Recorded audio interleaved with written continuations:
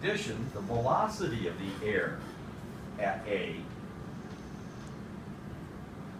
is greater than the velocity at B. You've all experienced this, right? You take a hose, garden hose, no nozzle on it, water's coming out. You put your finger over it so that you're constricting the opening. All of a sudden, that water comes shooting out at a much higher velocity. It's the same thing that has been accomplished by this constriction in this example. Right? The pressure, the force of the air moving, the water moving, remains the same. Right? We haven't changed that. All we've done is put a smaller space in there. Once you put the smaller space in, you can get a higher velocity. If you had a garden hose with a manometer on it so that you could measure pressure, you would find that the pressure right where your thumb is, the pressure inside that water, the outward pressure is actually less. If you take a situation like this and move the two parts infinitely far apart,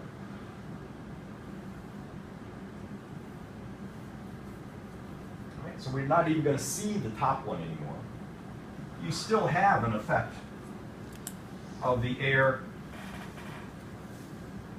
going up and over this constriction, if you will. You can measure the pressure and the velocity, and you can find that the air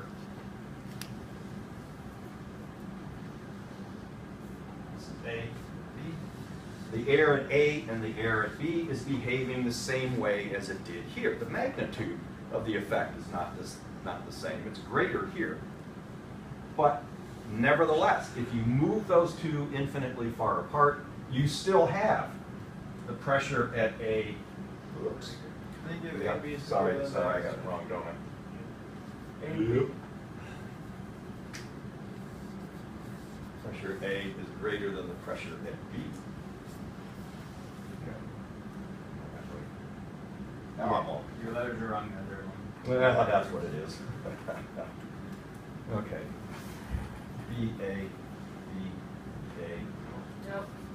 Did I do it again? Yeah. Bottom one. Oh. The bottom one, switch your A and your B. This was true, B. Yes. so A is less. Yeah. So we still have that.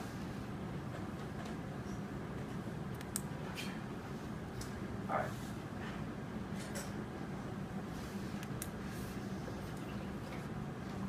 That, in effect, is what provides a bird lift. So you can take this as being the wing of a bird, and as the air passes over it, it's going to go faster on the top than it is on the bottom. The pressure on the top is going to be less than the outward pressure below. So you have high pressure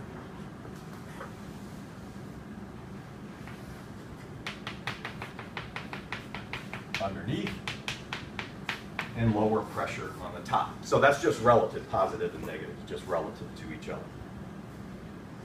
That higher pressure beneath the wing pushes up against the wing into that low pressure area.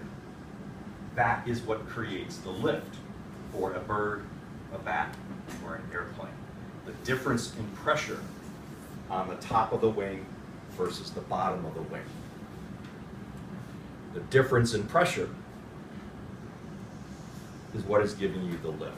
So Bernoulli's principle is simply that the faster a fluid moves, whether it's air, water, some kind of a liquid, the faster that a fluid moves, the less outward pressure it exerts. So the air going across the top of the wing is moving faster. It is exerting less outward pressure than the air that's going underneath the wing. So we have a high pressure zone beneath, a lower pressure zone on top, and that results in lift for this animal. That make sense? Despite my screwing up my letters. All right.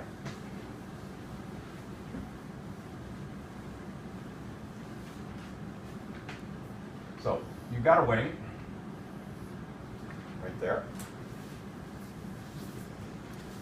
The difference in pressures is creating a force called lift. And that lift then is going to be opposed by gravity. So a flying bird has to create lift sufficient to oppose that gravitational force in order to get off the ground and stay in the air. Right? So lift must be greater than the force of gravity. Simultaneously, if you want to move through the air, you have to create a force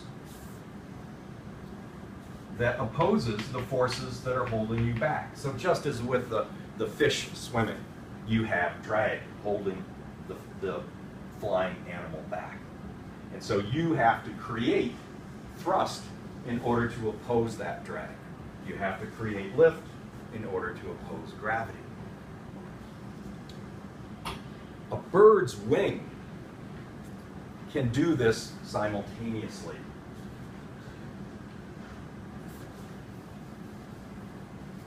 When a bird is flapping its wings, the motion is not just a simple up and down. Instead, what's going on is it goes down in a forward direction, so on a slant.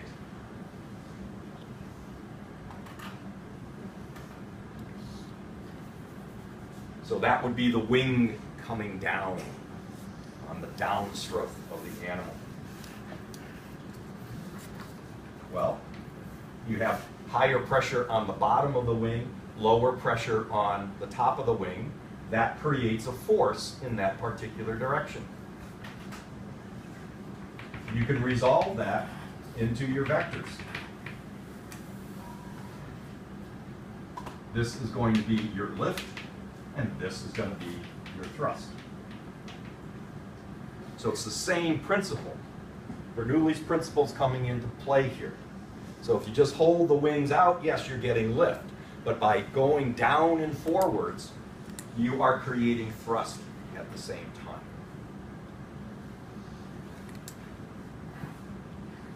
Now, airplanes, of course, can't do that. That's why they have engines, right? The wings are going to create the lift on an airplane, but the thrust has to come from your jet engine. Or it comes from a propeller.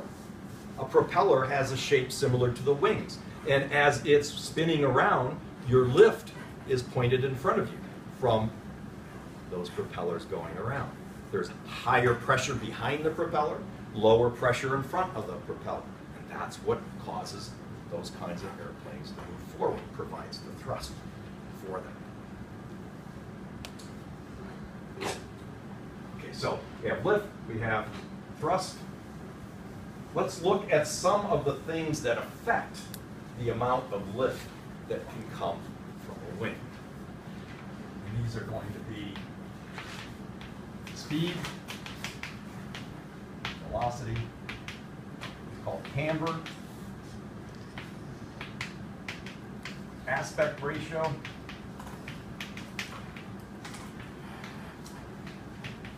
angle of attack,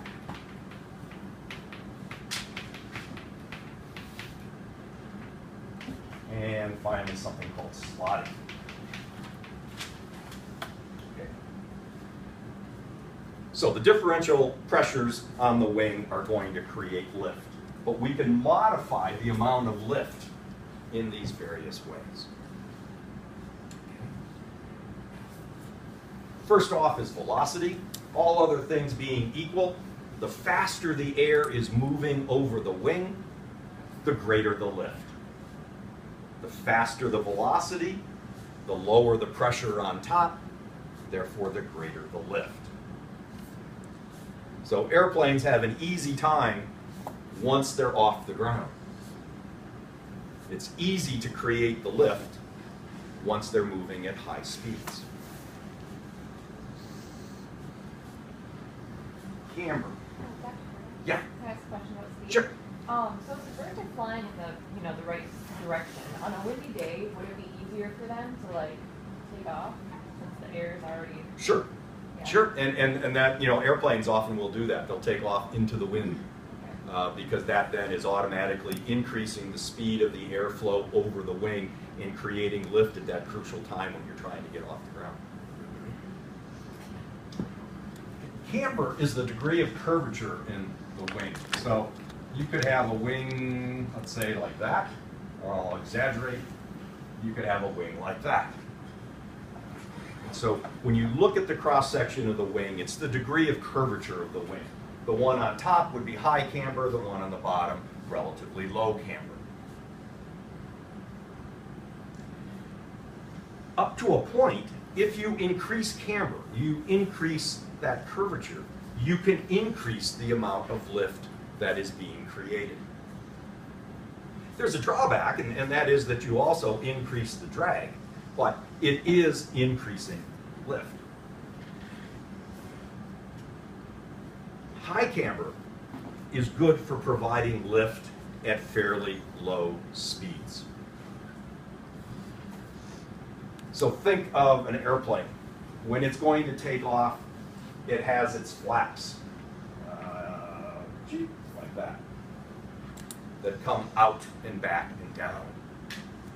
What is occurring is that that airplane, that pilot, is modifying the camber of the wing of the airplane. And by modifying the degree of curvature of the wing, you are going to get greater lift at that low speed. It takes a fair amount of energy to overcome the extra drag, but you are creating lift. Once that plane is in the air, those will be retracted. Why? Because the speed of the airplane now is what is giving you the necessary lift. And by having this flap out here, the greater camber, that greatly increases drag, and you don't want to increase drag, so that goes back up and into the wing. Individual birds don't have much of an ability to modify camber. Bats do, right? But they have a different setup. But you do find evolutionary differences, so that different groups of birds will have varying amounts of camber in their particular wings. Aspect ratio. All right, it's a ratio. It's the ratio of the side-to-side length of the wings over the front-to-back distance. So, for example, you have a wing like that versus a wing like that. Right? The birds happen to be in here. This is a high aspect ratio wing. This is a low aspect ratio wing. Right? So the side-to-side distance divided by the front-to-back distance. That gives you your aspect ratio.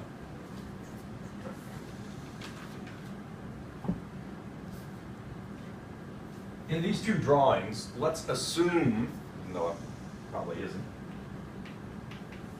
that the surface area of the wing is identical in both. So this wing that is kind of chunky versus this slender wing, the amount of surface area is exactly the same. So theoretically, the amount of lift that would be created is the same.